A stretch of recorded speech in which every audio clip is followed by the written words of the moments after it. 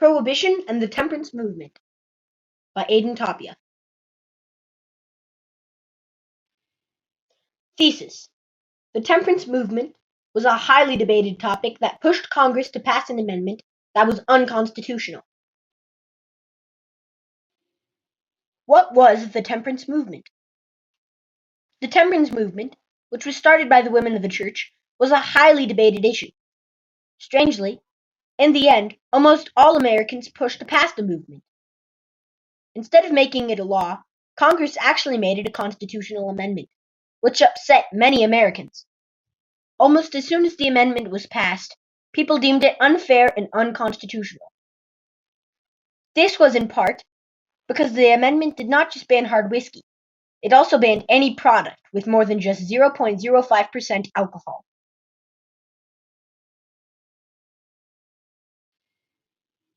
The origins of Prohibition.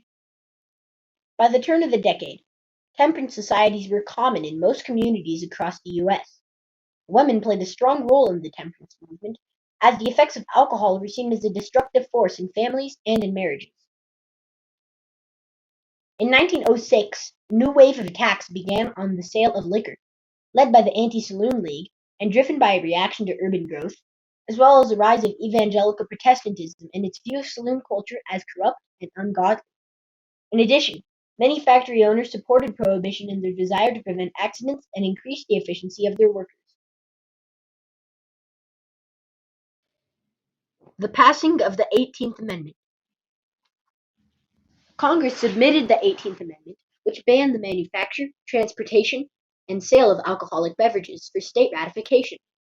Though Congress had made a 7-year time limit for the process, the amendment received the support of the necessary 3/4 of the United States in just 11 months.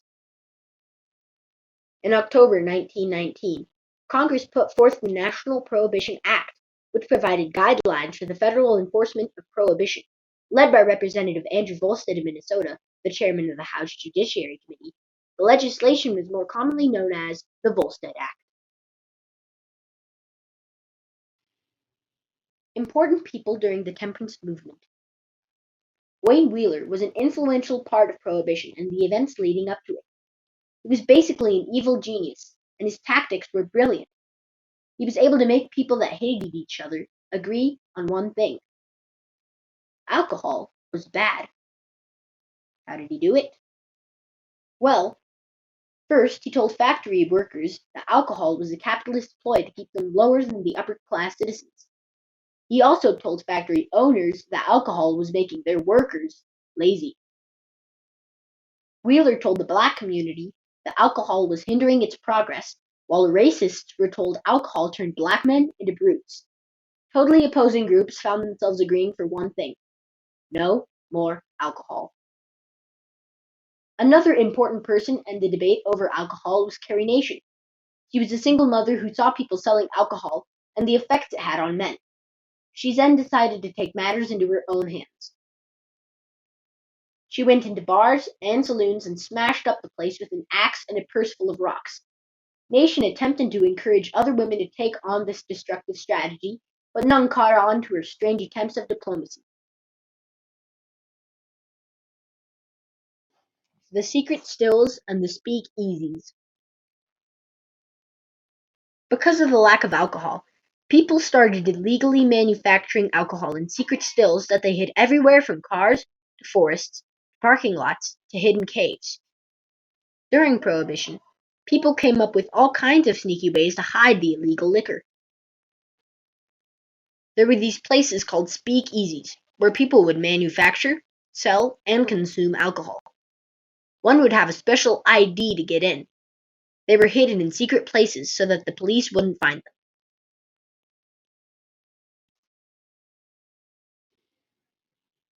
Enforcement of the amendment.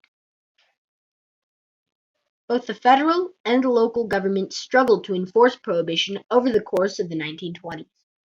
Enforcement was initially assigned to the IRS and was later transferred to the Justice Department and the Bureau of Prohibition, or the Prohibition Bureau. In general, prohibition was enforced much more strongly in areas where the population was a little bit more accepting of the legislation. Mainly rural areas and small towns, and much more loosely in urban areas. Despite early signs of success, including a decline in arrests of the inebriated and a reported 30% drop in alcohol consumption, those who wanted to keep drinking found ever more inventive ways to do it. In addition, the Prohibition era encouraged the rise of criminal activity associated with bootlegging.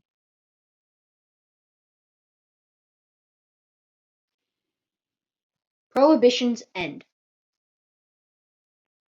The high price of bootleg liquor meant that the nation's working class and poor were far more restricted during Prohibition than middle or upper class Americans. Even as costs for law enforcement, jails, and prisons spiraled upwards, support for Prohibition was actually decreasing by the end of the 1920s.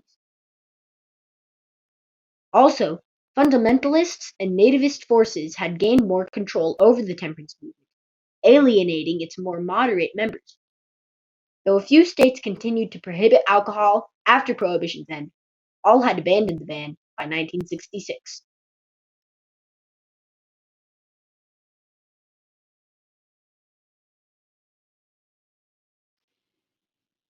Prohibition's end. The high price of bootleg liquor meant that the nation's working class and poor were far more restricted during Prohibition than middle or upper